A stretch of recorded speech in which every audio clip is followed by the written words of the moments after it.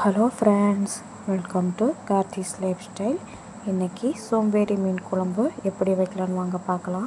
முதல் வடச்சட்டியில் தேவையான அளவு எண்ணெய் விட்டு கடுகு, ஜீரகம், வெந்தயம் எல்லாமே தாளிக்கிறதுக்காக ஆட் பண்ணிக்கலாம். இதில் 3 பச்சை மிளகாயை நீளமாக கட் பண்ணி அதையும் ஆட் பண்ணிக்கலாம். 2 கொத்து கருவேப்பிலையும் போட்டு நல்லா அந்த எண்ணெயிலே வதக்கி எடுத்து விட்டுக்கலாம். ஒரு 3 பெரிய வெங்காயத்தை குட்டி குட்டியாக கட் பண்ணி அந்த பெரிய வெங்காயத்தையும் நம்ம ஆட் பண்ணிக்கலாம். வெங்காயம் நல்லாவே வதங்கட்டும். அதுக்கப்புறமா ஒரு 3 தக்காளியும் குட்டி குட்டியாக கட் பண்ணி அதையும் ஆட் பண்ணிக்கலாம். தக்காளி ஆட் பண்ணிக்கலாம். தக்காளியும் நல்லாவே மசிஞ்சு வரட்டும்.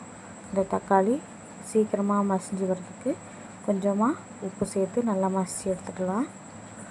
உப்பு சேர்த்து நல்லா மசிச்சு விட்டுக்கலாம்.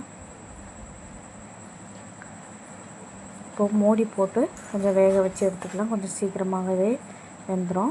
இப்போது தேவையான அளவு குழம்பு மிளகாய்த்தூள், நம்ம வீட்டில் அரைச்சி வச்சுருப்போம்ல அந்த குழம்பு மிளகாய்த்தூளை சேர்த்து தேவையான அளவு புளி தண்ணி கரைச்சி ஊற்றி நம்ம கழுவி வச்சுருக்க மீனையும் 2 ஆட் பண்ணிக்கலாம்.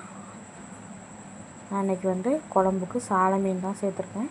நான் எப்போவுமே தேங்காய் அரைச்சி தான் மீன் குழம்பு வைப்போம்.